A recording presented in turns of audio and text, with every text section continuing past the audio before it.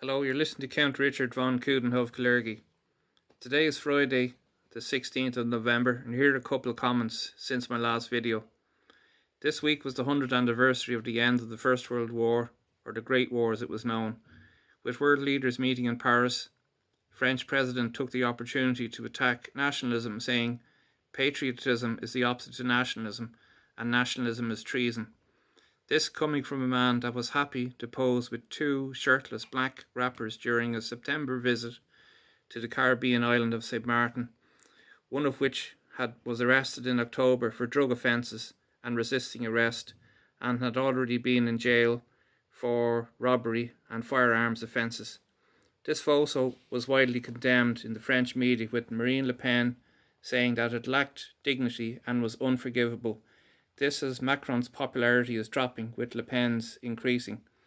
He also rewrote history by saying that the First World War was brought about by nationalism, forgetting to mention the involvement of rival royal families and the competing empires of Britain, Austria-Hungary, and the Ottoman. When American President Woodrow Wilson declared war on the Austro-Hungarian Empire on the 7th of April 1917, it was to bring democracy to the smaller European nations, not to support and keep European empires in place.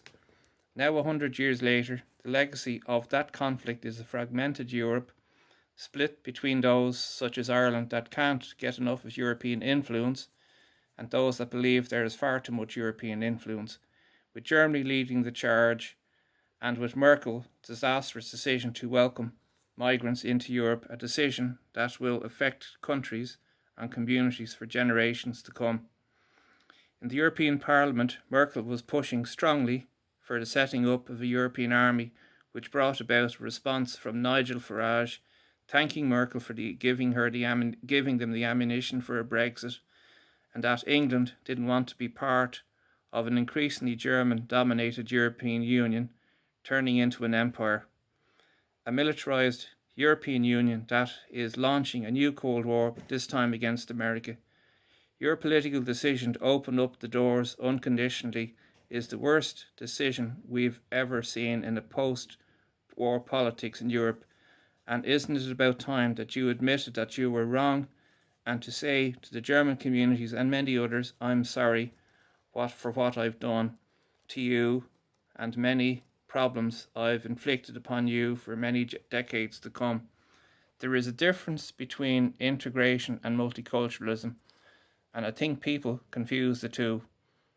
I remember seeing an interview on German TV of a veiled Muslim woman who said, "You never asked us that we want to integrate with you."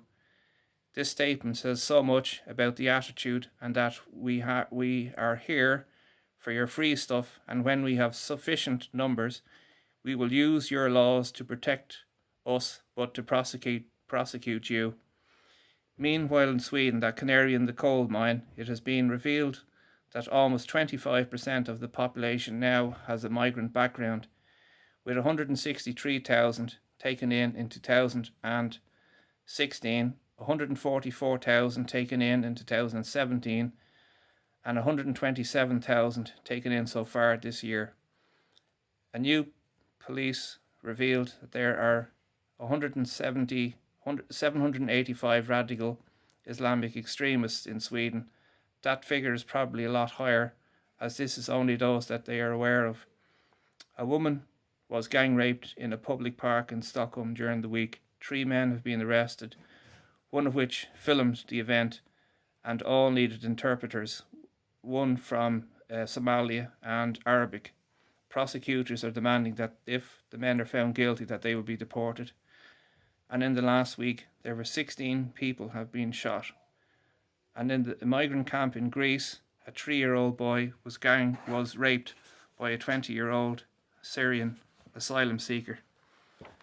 With now less than a month before the signing of the Marrakesh Political Declaration and the Global Compact on Migration, Jean-Claude Juncker has called on those countries refusing to sign as stupid populists who must be ignorant of his content. This from a man who recently attended a meeting wearing one brown shoe and one black shoe, and considering that this document states that migration is inevitable necessary and desirable, and makes all signatories eliminate all forms of discrimination and to enact stiff penalties for hate crime and open up welfare systems to all. Juncker went on to say that Europe must do everything possible to prevent war and kill populism, stating that nationalism must be stopped at all cost. I am reminded of the inaugural speech that Ronald Reagan gave on the 20th of January 1981. In this present crisis, government is not the solution to our problems. Government is the problem. You can add the EU and UN to that. Quote. He also went on years later to say, what are the 9 most terrifying words in the English language? And the answer is, I'm from the government and I'm here to help. Good old Ronald, who was actually younger than Donald Trump when he was elected. In domestic issues, I rang the Department of Foreign Affairs to ask about Ireland signing both the Marrakesh Political Declaration and the Global Compact for Migration. I was put in touch with the press office and I spoke to a man called Fran. When I asked what the government's decision to do with this, he said he never heard of it, and when I went on to explain that it is a very serious matter and that I suggested to him that maybe he should inform himself as to the importance of these documents, he actually laughed. And when I said that this was no laughing matter and that these documents will in effect Ireland by legalising illegal migration, how about that? The chap I spoke to has said he was called Fran, and if any of the viewers want to contact the Department of Foreign Affairs and ask them for a comment, I think that mightn't be a bad idea. I sent in an email later on that day expressing my concerns and that I am strongly against Ireland signing the 2 documents. I am still awaiting a reply or an acknowledgement. It has been announced that 3 more direct provision centres will open, apart from the one in Rooski, the Shannon Key West Hotel in Rooski. Now the Atlantic Lodge Hotel in Kenmare will open to accommodate 60 economic migrants / refugees over the next couple of weeks. The Cashel Mara Hotel in Moville in Donegal is to accommodate more than 100 economic migrants / refugees. The hotel has been on the market for €450,000 and the contract was signed for 1 year. A Facebook page was set, welcoming committee is set up by Tracy Sheehan, who is organising a meeting in the Glencroe Hall this evening. I am mindful of the photo taken in Lisdoonvarna of a banner held up saying refugees welcome. 8 out of the 10 people in that photograph are women. In Wicklow, the only hotel in Wicklow town which has recently been refurbished at a cost of €350,000 is to be turned into a direct provision centre. The Grand Hotel is a 100-bedroom hotel and is expected to get its first refugees / economic migrants soon.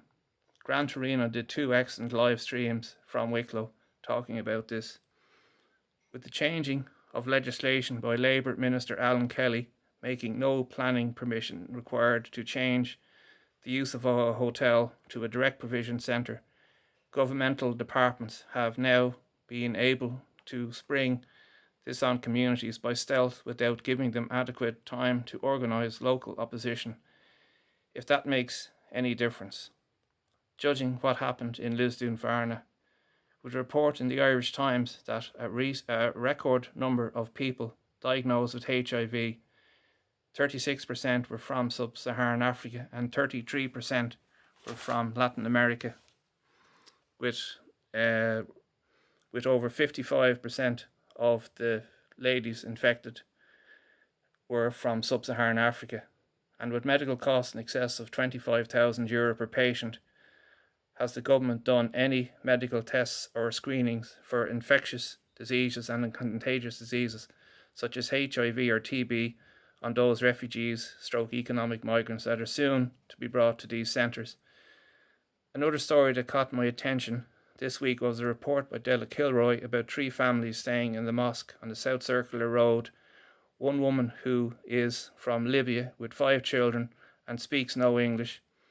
Another woman from Morocco who has no English used her 13-year-old daughter as a translator, and their story regarding 3 children and 2 adults. Another woman who came from Bangladesh 16 years ago spoke on behalf of her mother. Apart from being vague with their stories, what really struck me was the lack of English spoken by these people. How can people come to this country, get benefits including HAP schemes, children's allowance, without ever having to learn English? It should be mandatory that all those on benefits must be able to speak English. Utter madness and stupidity in the extreme. Another example of multiculturalism instead of integration. Now, see, I have a couple of new subscribers this week. Thanks very much for subscribing. My thoughts are my own. Thanks for listening, and bye-bye.